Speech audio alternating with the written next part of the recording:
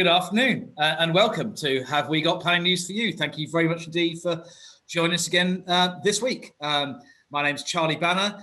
Can I start by my usual reminder to you all to please consider making a charity donation in place of a registration fee. As you know by now, we support the NHS Combined Charities Just Giving page, as well as Shelter, but please feel free to donate to a charity of your choice if you prefer. And welcome to our YouTube viewers in the future. Please don't forget to subscribe to our YouTube channel to get all our updates. Now on to this week's business, and our very special guest this week is the Mayor of the West Midlands, or as he quite rightly described himself on Twitter, Mayor of the best region in the world. And before that, the MD of John Lewis for 9 years. Now, you might be wondering where he is. As you, with the announcement today of the fact that the West Midlands is going into Tier 3, the new COVID restrictions replace lockdown, and he's had something of a busy day doing his tour out.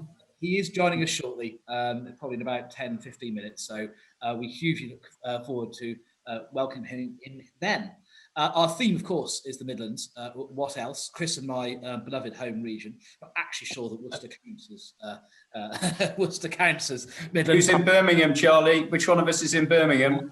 And I'm very much hoping that terribly offensive shirt that you're wearing will be pixelated out by our IT consultant shortly. So let's introduce the panel, starting with Mary. Tell us what your contribution is to the Midlands theme, where you are, and what, if anything, you're drinking this evening. Well, good afternoon, everybody. Hello from Mary Cook from Townleagan, and I'm doing my Peaky Blinders impersonation, and I can't. Thank you very much. Thank you very much. And although it looks like a gin and tonic, actually it's not. I have to confess, it's just a lime soda. I'm being sensible tonight. Fantastic. You have a hat for every occasion, I've noticed. Very impressive. Very, very good. Paul, how are you doing?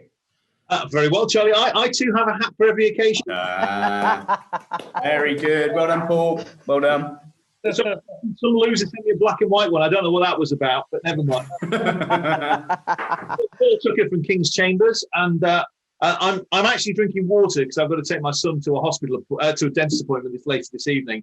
But later on, I shall be drinking this, which I find is brewed in Wolverhampton at the Marston's Brewery in Brewery Road. But then underneath it, that's brewed by a firm who's called Marston's PLC, Via Scalate 26, 20124, Milano, Italy. So there's some theme in terms of the drinks. Oh, yes, they're all from Italy, aren't they? What's going on? The big Italian conspiracy. Chris. Hello, Charlie. Well, I am here in Birmingham in number 5's global headquarters, and I've been having some conferences today. I am, of course, an Aston Villa fan, and I love the way that pains you as a Baggies fan. I am drinking Banks's, and this one, Paul, is Banks's made in Wolverhampton, and it hasn't been anywhere near Italy or anywhere else your fancy stuff is.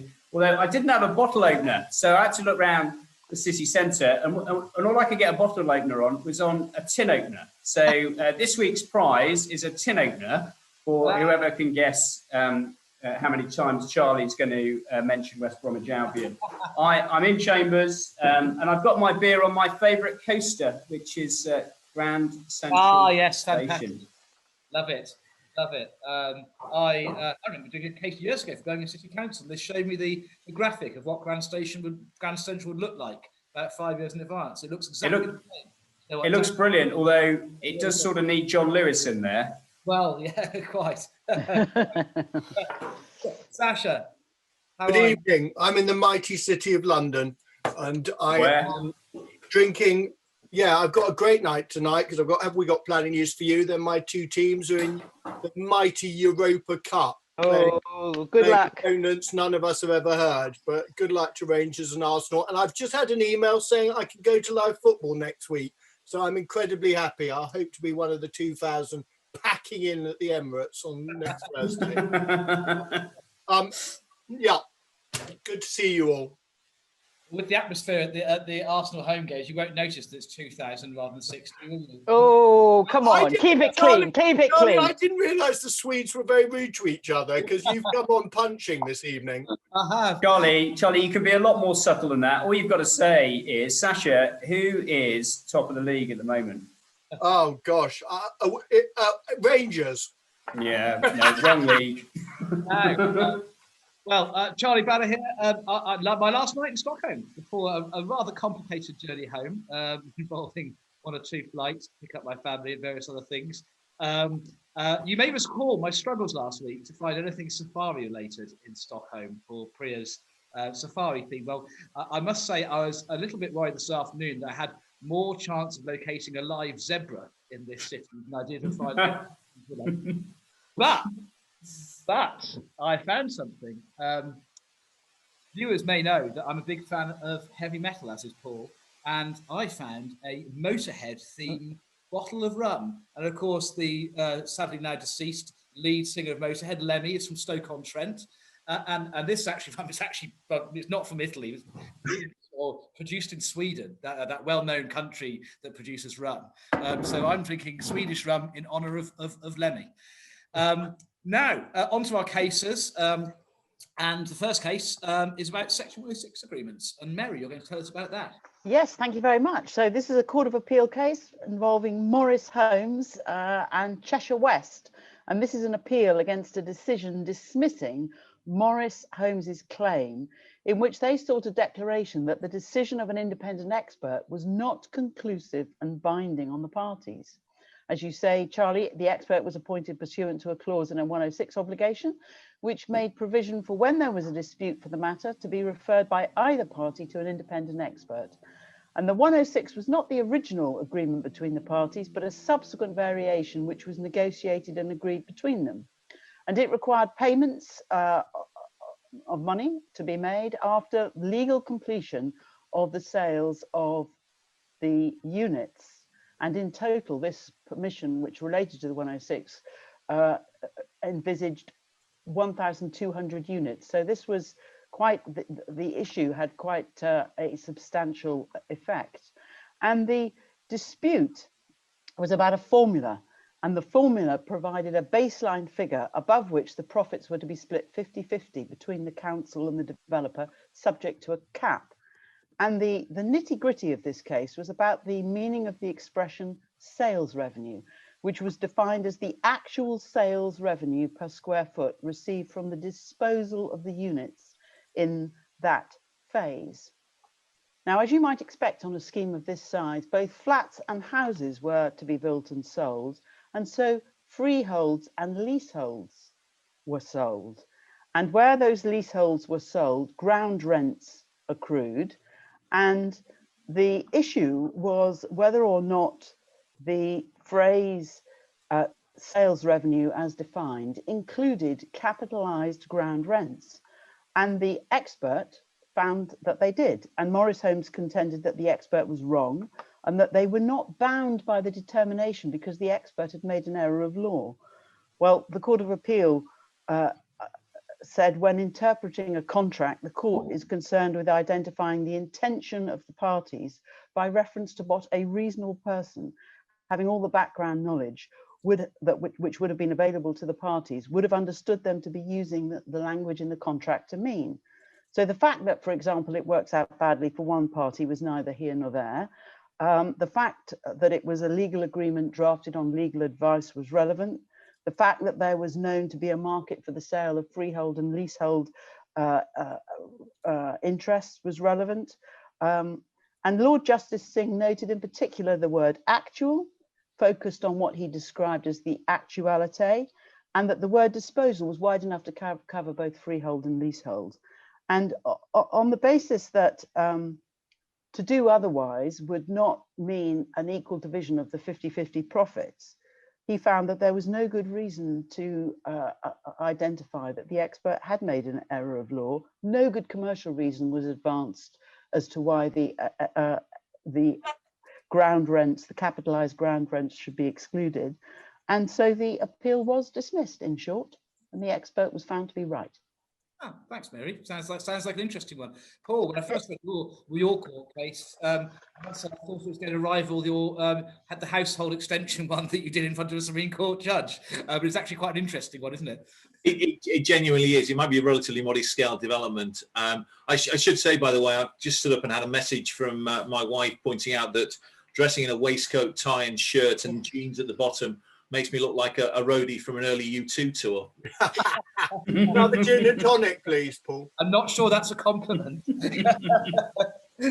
Right, so my case is RSBS Developments Limited against the Secretary of State and Brent LBC.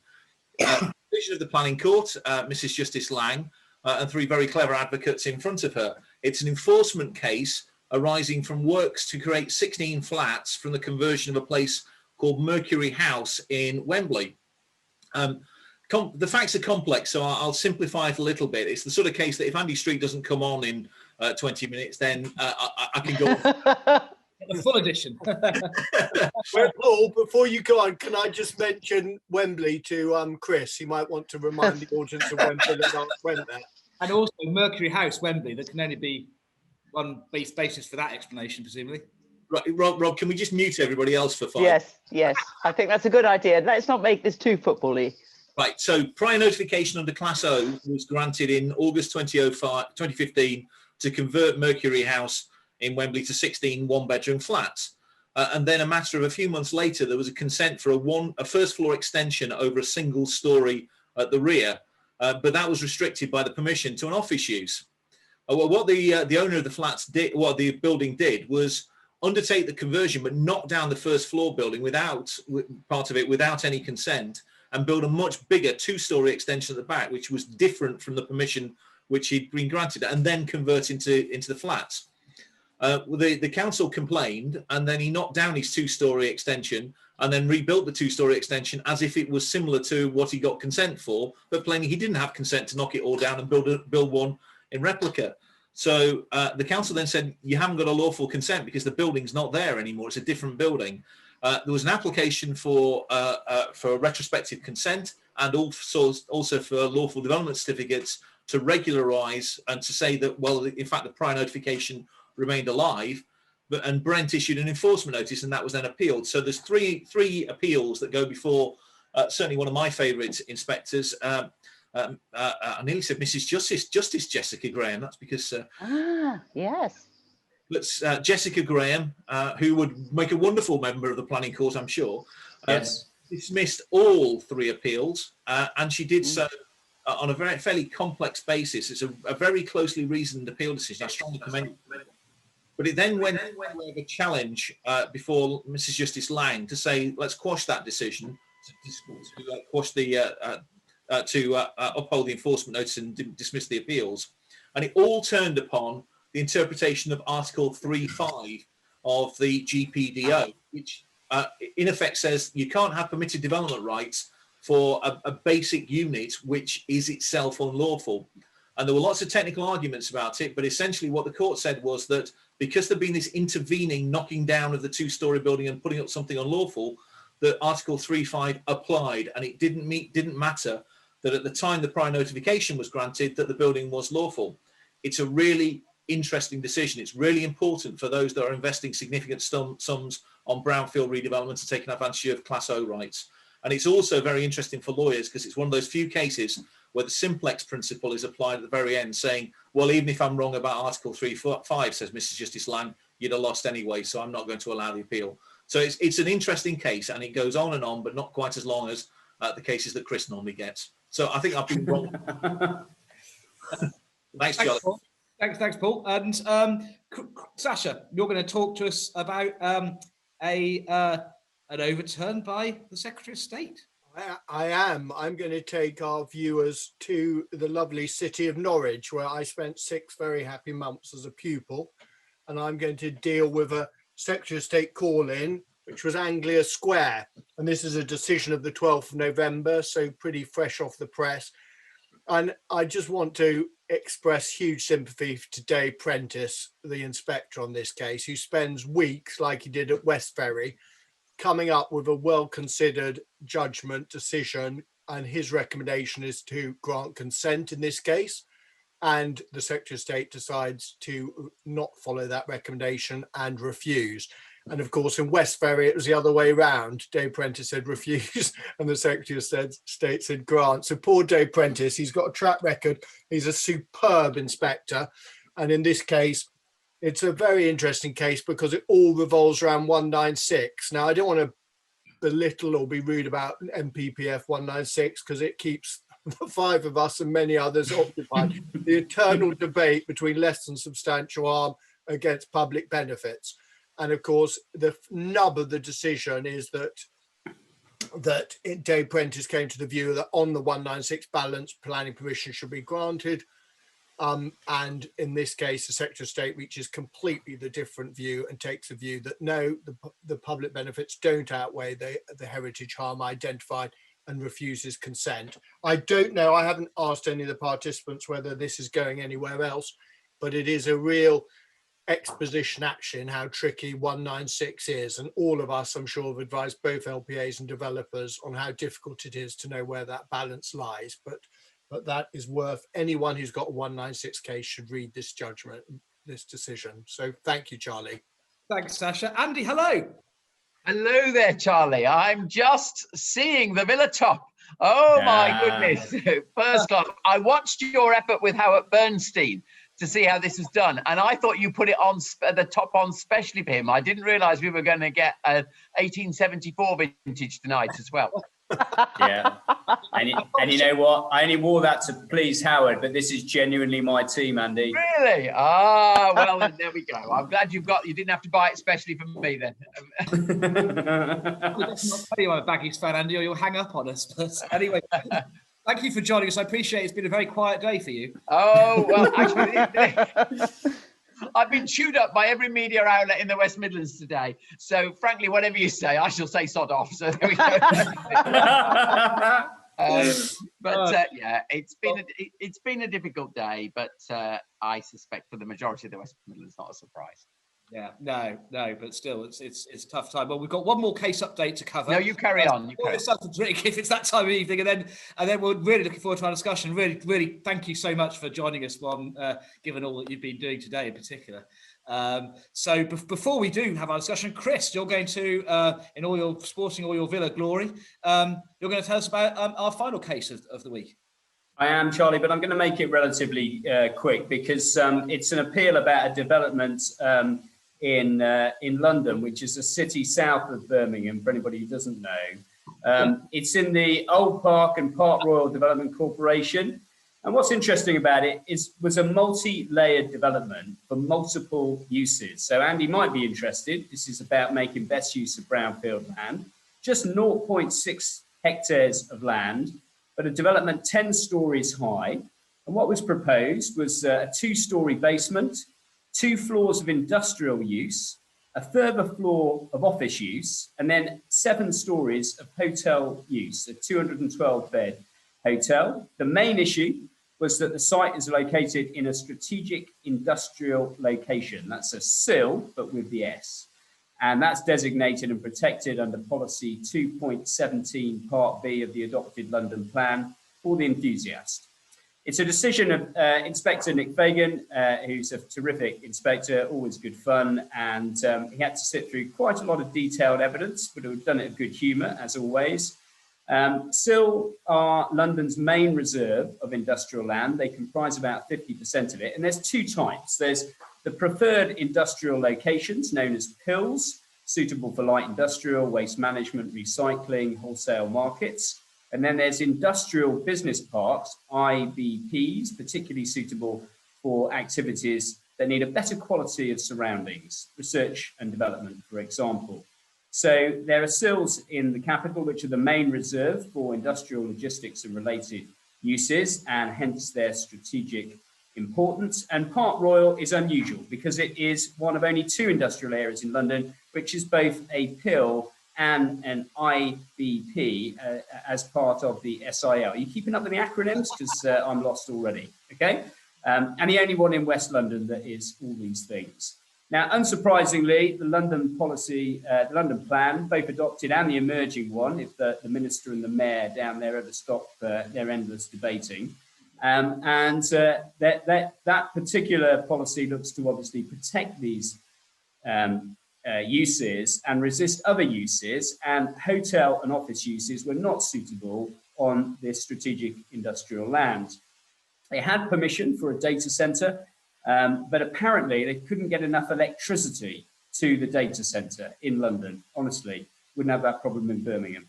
The main arguments were the loss of sill, and there are lots of different arguments about the potential incompatibility of the industrial use and the offices, not only in terms of the industrial use and the offices with surrounding uses, the hotel and the offices with the surrounding uses, but also with the lower floors. And the council argued that the design and layout wouldn't work, the parking and servicing wouldn't work.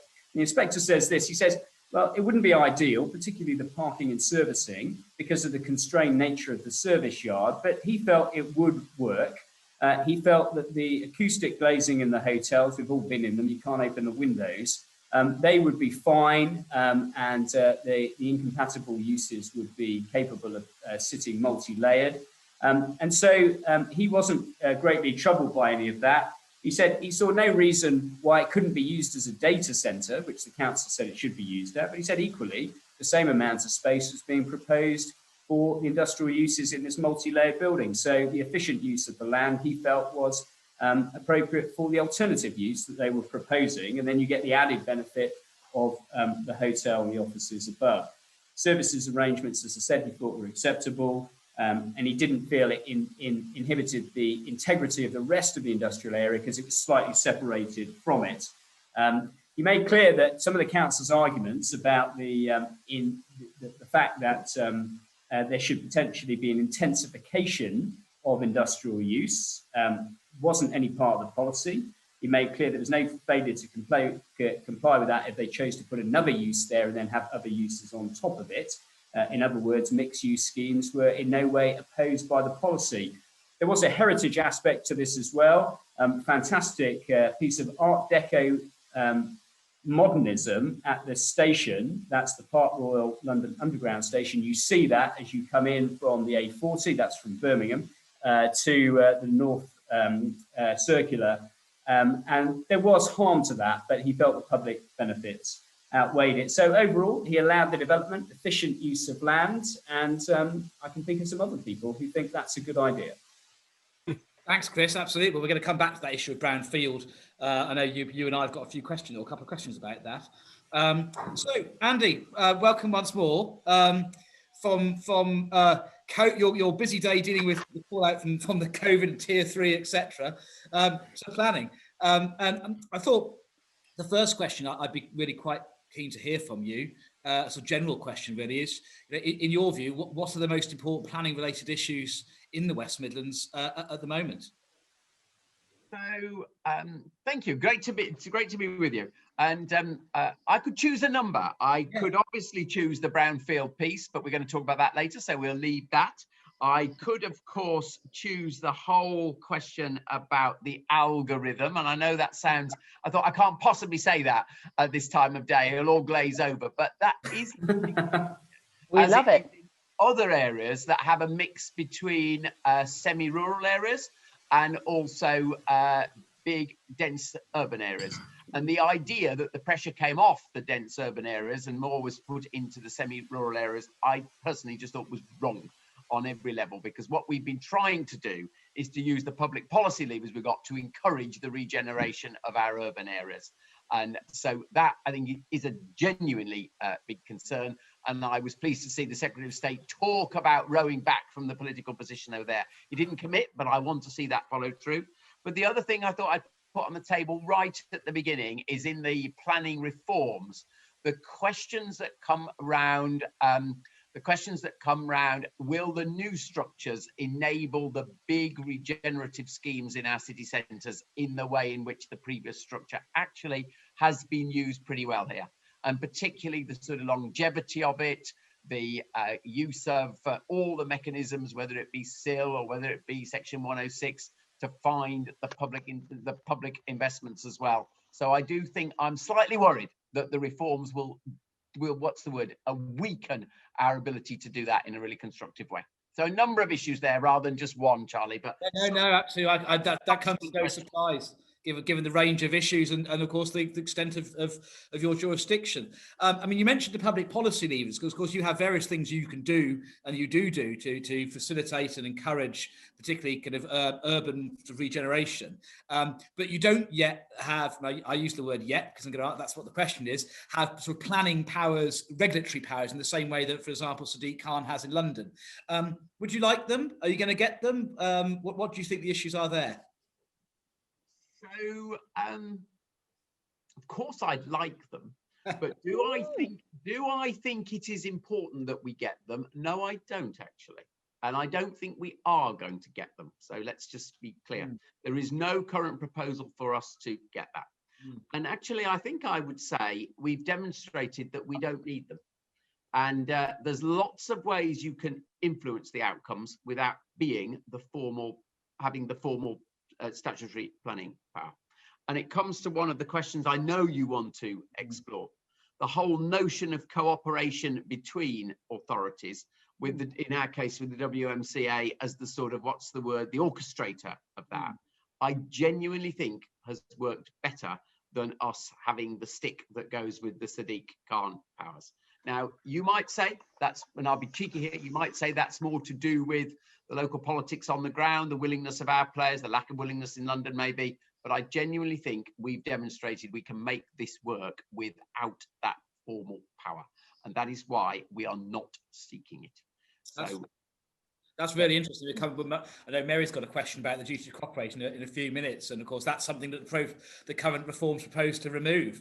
So it's interesting in a sense that your experience in the Midlands, is that partly because of the politics? Because I mean, is the politics less tribal in the Midlands, maybe, or? So well, I think you can take that question both ways. There was very clear politics over this when the devolution deal was struck in 2016. So our then only Conservative authority, Solihull, said this is an absolute red line for us. The WMCA would not have come about if there was a forcing of a spatial plan. So in that sense, the politics are what have dictated it. But I do think there's actually really a positive reflection of people genuinely wanting to work together in terms of what's been driven, not just to drive out housing numbers, which everybody knows we've had a good success on, but also to actually come together to find commercial redevelopment locations as well. So, and I think the way we've done that is by having one overarching economic plan, which actually the land use then falls out of, even if it wasn't statutory. I can see that completely. Now, infrastructure, I wanted to ask you a question about that. Obviously, this week, Rishi Sunak published the much-awaited National Infrastructure Strategy. Yeah. I must say, as I may have mentioned to you in the part, I was originally an opponent of HS2. I acted for the claimants in the legal challenge several years ago. I thought, well, what's the point? Because you can get from Birmingham to Euston to Birmingham so quickly. And then, to be quite honest, I'm not just saying that, I've changed my mind, having seen how Birmingham and the Midlands have harnessed the opportunity and what's already been achieved before it's even really started to get built, HS2. In terms of the momentum it's given the Midlands Renaissance. What and I know that's something that's very close to your heart, Andy. What do you think the key lessons are to be learned from HS2 in relation to infrastructure-led growth? There's probably three I'd put on the table. The first is a political lesson. The second is a sort of market lesson. And the third is actually about the cohesion of it all. So the political lesson is it does take incredibly brave political leadership. This only happened because the Prime Minister came down ultimately on one side of this, and it would have been very easy for him to buckle. We had lots of Conservative MPs for the Shires where they were saying no, no, no, and ultimately he said, we're going to do this. We're going to drive this through, even if there's some unpopularity. And my own personal story around that, of course, the West Midlands is due to benefit more than any other area, but let's not kid ourselves. There aren't lots of people on the streets of Birmingham or Solihull, let alone Coventry, saying, bring this on. They would like to spend the money on many other things, but I had to stand up and be counted and made myself, I think, as people know, reasonably unpopular in some parts of the Tory party again for doing it. So the real point here is most of our really big important infrastructure investments that have happened over the last 30 years have needed a senior politician, and often the Prime Minister, to stand up and say, I'm going to do it. And that is going to always be the case. The second lesson is certainty drives the market. So what we saw in Birmingham, of course, is for us, the decision was taken in 2015. All this about, was it going to happen, the decision in February? We'd already had a yes, as far as we were concerned, with Patrick McLaughlin, when he was Transport Secretary, putting the bill for phase 1 through Parliament. That was good enough, frankly. And one of my arguments this last winter, by the way, is the British government can't go back on a commitment it's given to the market. And it would have been interesting, the legal case, had they chosen to have gone back. But it actually brought in the cash on the back of that decision well before a single spade went into the ground before drumming it. So actually the market confidence giving outcomes of big infrastructure projects are enormous. But the third thing, just to say, and this is a bit Anaraki, this bit, but I really do believe it.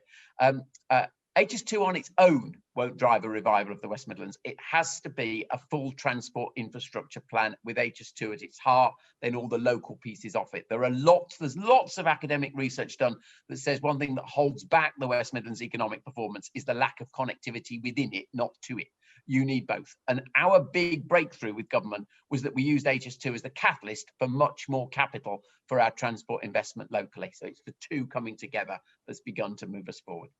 I see. Yeah, indeed. In this week's the National Infrastructure Strategy, for example, the Stratford, Honeybourne, Oxford link has got some more money as well for feasibility. Yeah, absolutely. Yeah, and that's. I was surprised by that. If I'm very honest, it wouldn't have been top of my list. Not quite sure where the lobbying went on there, but that's great. But I mean, we've got lots of examples where we're trying to improve the rail structure within the region. But yeah, it was great that that one was acknowledged as well. But I do think, by the way, it's spot on to have that national infrastructure plan.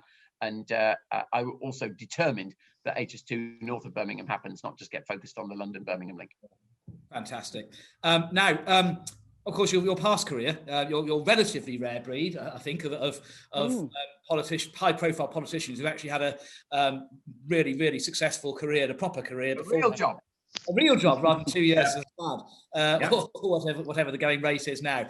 And as MD of John Lewis for 9 or so years, you'll acutely appreciate the effects of the pandemic on the retail sector, of course, on everything else too.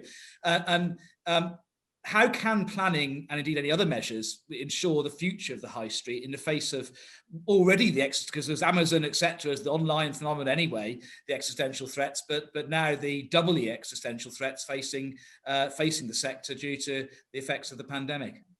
Well, Charlie, I'd be a charlatan if I sat here and said, planning or any one other issue is going to solve this. This really is incredibly deep. I suppose, though, there are some really positive things that can be done. When you say other issues, there is, of course, all the business rate stuff, the tax piece, and I do think this whole question of fairness between traditional retail and online retail will definitely come into sharp focus again. And that's another public policy issue that, frankly, has to be called. But in terms of the regeneration of the high street, I'm not all doom and gloom. Actually, there are some positive things that have definitely happened.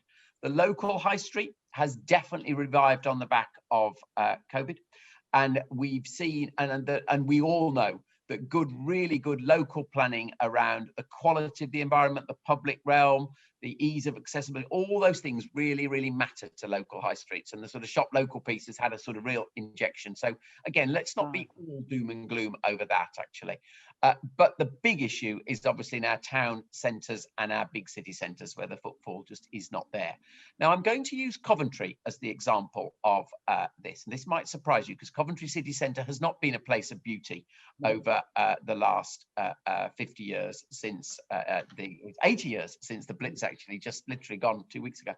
But we've got a really interesting proposal from Guy Shearer and his developers, and they are putting about a £400 million proposal on the table, and it is for a regeneration of the heart of Coventry. And what's fascinating is what's in it. So it's spurred, of course, by City of Culture, which is next year. So this is very much front of mind in Coventry at the moment. The first proposal that they've now pulled back had a lot of retail. The traditional question was who was going to be the anchor. That's all now gone. The new anchor is a performance space, not dissimilar in its shape and sort of layout to the sort of Faneuil Square layout in Boston, which I think is fascinating that we go back 250 years for a sort of inspiration. So performance-based low level, lots of open social meeting spaces. Then obviously top-end residential, which has not been a feature of Coventry City Centre. And then really interesting incubator space coming off Coventry University, which is brilliant at the whole sort of tech startup piece. So what I'm just fascinated by is how actually they've had to completely rethink their proposal, and the concept of a city centre regeneration is totally different to what we would have seen proposed just 5, let alone 10 years ago. And I think that plays to the bigger point where my mind goes on this is I don't see this as the death of the city centre at all. What's happened is the purpose of the city centre has changed many times over the last 250 years since the sort of coffee shop of London of the 1750s. And that is what is going to happen again. And actually the planning process must ease that rather than stand in the way. So the whole sort of notions of change of use, the whole sort of notions of where are the public monies coming out the planning process to stimulate that, those are the questions. Thanks, and that's fascinating. And actually, yes, not at all as pessimistic a picture as some of us might fear. Really, really interesting. Well, it leads on quite neatly, actually, to Chris's question, because Chris, you've got a question about brownfield versus greenfield. I have. I just need to declare an interest here, Andy. I think you're the hardest working politician. I know lots of people in the city who've worked with you on finance. They say you're a fantastically intelligent man. I am buttering you up slightly before the question, but I support Villa, I drive a Land Rover, and I'm drinking Banks, all right? So I'm on the team, okay? I would be shocked, my clients and all the consultants I work with, if I didn't ask you this, okay? So it's a bit of a run-up, but here we go. We're in the midst of a severe housing crisis, and you obviously say you want more housing for people in the West Midlands, but you're campaigning against development on greenfield sites in the West Midlands, including against a housing allocation, which is at committee right now in the adopted Coventry development plan. Nobody opposes the development of brownfield sites. They deliver hardly any affordable housing though, and when right to buy losses are taken into account, the net delivery of affordable housing in Birmingham, for example, has now collapsed. Supporting affordable housing delivery through taxpayers' money delivers very little compared to the immense gains achieved by cross-subsidisation on greenfield sites. Look at Blaw's site delivering 35% affordable housing across a site for 800 in North Worcestershire, the North Worcestershire Golf Course in Birmingham, at nil cost to the public purse. Add to that nearly half of the 90,000 new homes identified as needed in Birmingham in their local plan are unaccounted for still 3 years later, and a similar picture with 27,000 houses unaccounted for in the Black Country. My question is this: is it time to have an honest conversation about the need for housing on the Greenbelt, or is it the politics of this just makes it impossible? You're not alone putting this, Sadiq Khan's doing it in London, but you've got a majority of 3,000 in a metropolitan area.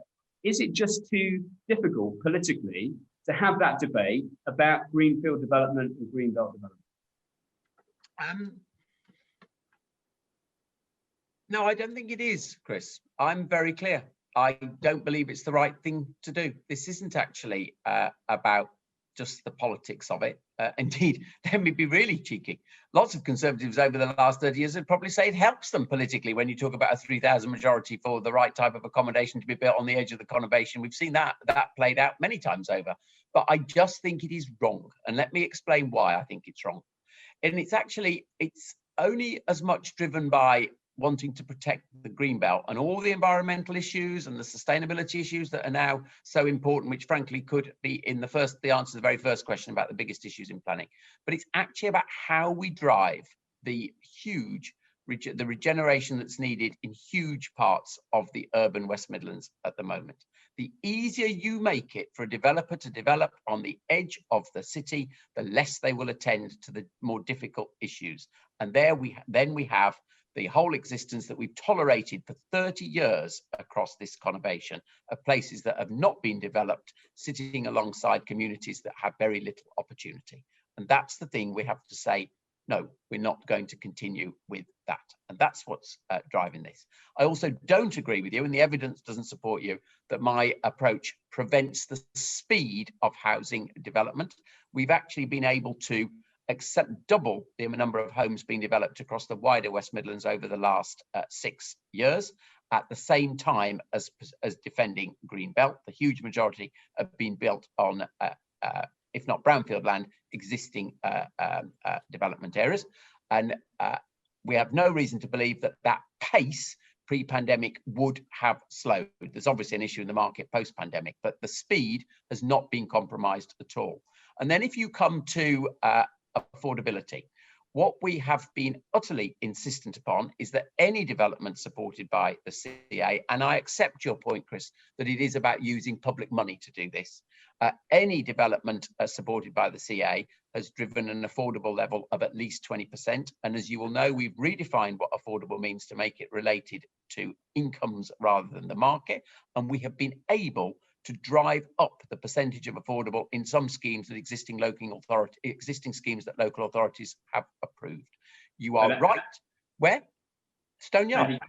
Andy, I was just going to say, I mean, you recognise the build to that huge motor scheme on Great Charles Street. Fantastic, that site being developed after 70 years, but it's built to rent. No affordable housing, although they did offer 3% actually as a sort of political whim. So a lot of these big schemes, I understand the excitement about them, but they just don't deliver the affordable, do they? So let's see what happens with that scheme. But the ones that the WMCA, the public money you've talked about being used, has had any involvement in, they all do. And if there is, and who knows, if there is a discussion with Moda or any other of the developers that have continued going on in Birmingham through the pandemic, they will be required to do that. And it has been very interesting to me that we have been able to drive that out. And we are not going to compromise on that. It's now a firm decision that any public money that we have has to require that proportion of affordable. What about family housing, Andy? I mean, do you think brownfield is capable of delivering larger sort of family homes in high volumes as opposed to sort of... It depends where. It depends where. So, of course, the truth is we do have three very different markets in the Black Country, in Birmingham and in Coventry. They're subtly different. The answer to your question in the Black Country is categorically yes, because most of the brownfield redevelopment there is actually family housing, and that's not difficult. The subject is more difficult in Birmingham. I accept that because it tends to mean intensification. And actually, this is going to sound glib because lots of people say this and it's not been done. We do need to have more variety in the type of homes that come. A good example of where that's being done well in Birmingham at the moment would be Port Loop, where again, there's public money gone in, and that is for family homes there. And I think that whole swathe out to the west of the city offers that opportunity. And just a word about Coventry, because Chris, you pulled me up on my approach in Coventry. I'm actually not going to change my mind in Coventry. We are digging up the green belt around the western fringe of Coventry completely unnecessarily, because it is based on a false number from the ONS. And there is to you academics on the call, there is a wonderful sort of question here.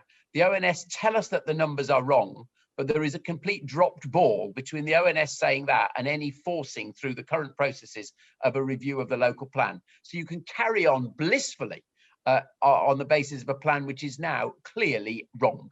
And so I say to the ONS, okay, you acknowledge that this is all wrong. What do you now do? Oh, I don't know, officer. That's somebody else's responsibility in the chain. So there is clearly a difficulty there. The issue in Coventry really demonstrates the point. Developers are choosing to develop all over the western side of Coventry. We haven't begun to think about the intensification of quality homes in the city centre or the ring around Coventry. It's almost the perfect test case. Mary's got a question for you. Yes, thank you very much. Andy, your personal profile and success in securing investment and in raising the profile of the West Midlands CA seems to be propelling others, for example, in the East Midlands, to bid for similar status. What's been the key to your success, and what advice would you give to those who are considering taking similar steps. And I'm particularly interested in your success at reconciling different political positions. What is it that has been the key to that, do you think? There are days like today you don't feel you've had any success on that, basically. But, oh no, never mind. It'd be interesting whether that lasts over the next few months till the election. But I think there's a very simple point, Mary, and it's about I always say play the ball, not play the politics.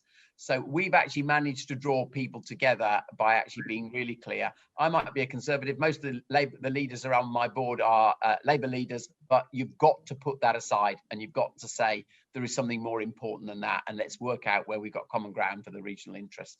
And I think if people see that you do that, they see that on occasion you're prepared to call out your own team, then everyone will work collaboratively together there. And in a sense, you know, Mary, that's what drove me to want to do this political job.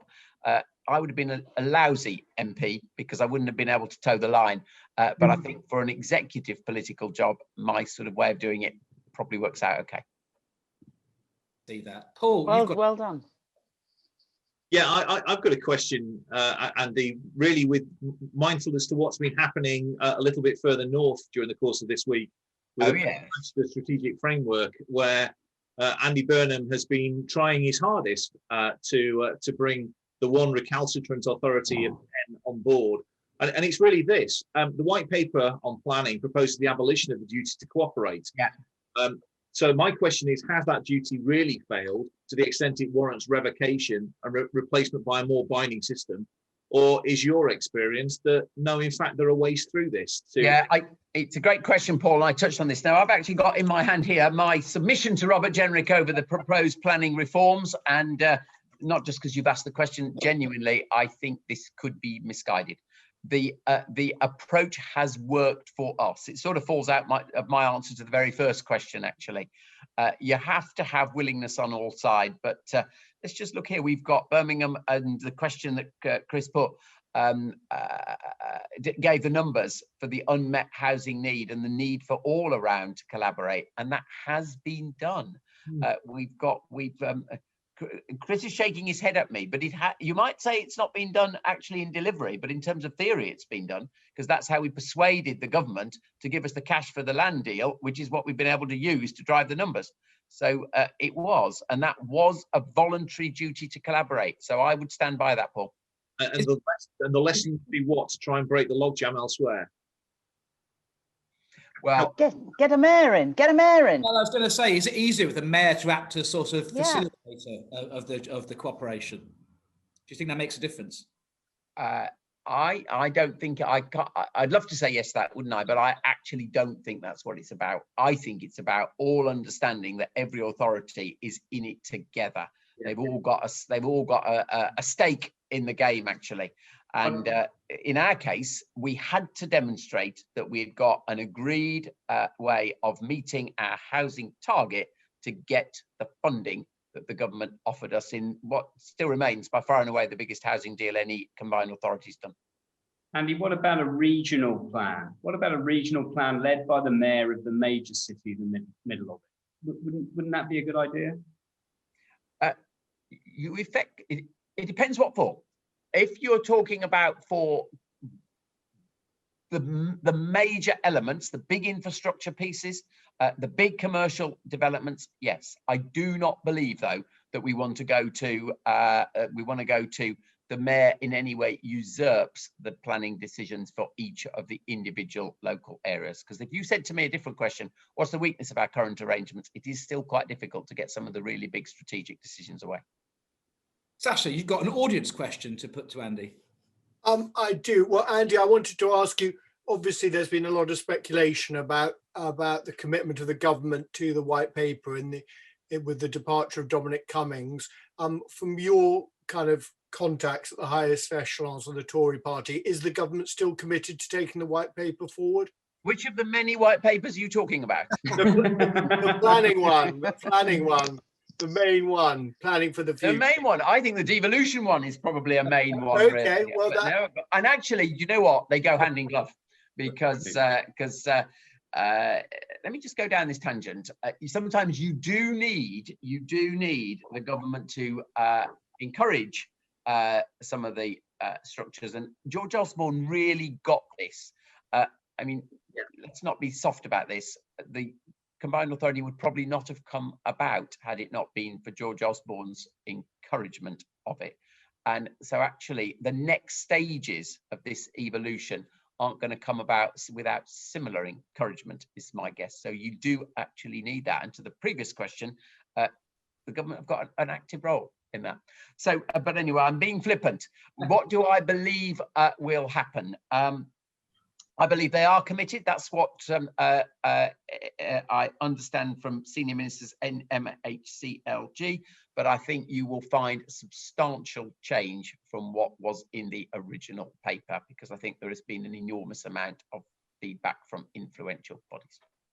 That's very interesting. I look forward to seeing what it says in due course. Andy, thank you so much, particularly on such a busy day, for giving us your time and giving our many viewers, and indeed many more still YouTube viewers as of tomorrow, your fascinating insight. We've got about 3 minutes of wrapping up to do, but I know you've got another big call at 6, so don't feel like... Can I just say this, Andy? I'm giving you a bit of a hard time over housing. I appreciate how difficult it is, but as an ambassador for the West Midlands, you are absolutely brilliant. Oh, well, that's very generous of you. Thank you very much. And I hope I've persuaded you a little.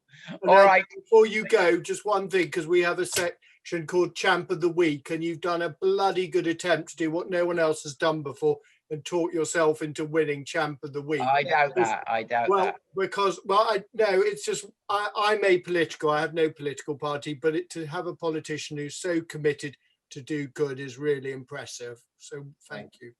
And totally on top of it. No, absolutely. I'm sure all our viewers will, many of whom are vote or potential voters. Let's hope so. Let's hope they're all in their middle top. All right. Okay. Thank you for what you do, everybody. Cheers. Bye. Bye. Thank you, Andy. Bye. So we've got one more champion of the week, actually, and that's Sasha White, who's been elected head of planning at Landmark Chambers, and we're all very proud of him and very thrilled. So well done, Sasha. Thank you very much. I better check whether I'm still in position or whether there's been a coup. Nudge of the week. Paul, who are you going to give a bit of a nudge to this week? Yeah, well, nudge of the week is going to be Sasha White as well, because it's nearly a hat trick. It's a double. I asked Sasha to change around so that I was doing champion of the week, so I could pull out the hat that Sasha was going to be champion of the week, and I could make some comments about him being the Jamie Lannister whilst I'm the King of the North. I planned it all. And now, when I'm looking at the script, it says nudge of the week, and I've got nobody, so it's you, Sasha. As our audience will enjoy, Chris does call me, his nickname for me is the goldfish because of my memory lapses, which is just encapsulated by that. Oh, great stuff. I'm looking forward to presenting next week from quarantine, back in Blighty, assuming that the 2 COVID tests I've had to have the last 2 days are negative, which they ought to be because they've had it before. Bit of a worry if they're positive, to be honest, for the vaccine, but there we go. Particular thanks to Andy, who's now understandably left us, for coming on the show. I personally found that extremely fascinating. Yeah. We're back next week with the Chief Executive of Historic England, Duncan Wilson. Many people have asked us to do a heritage-themed episode, which seems to us to be something worth exploring. So we're going to be looking at that next week.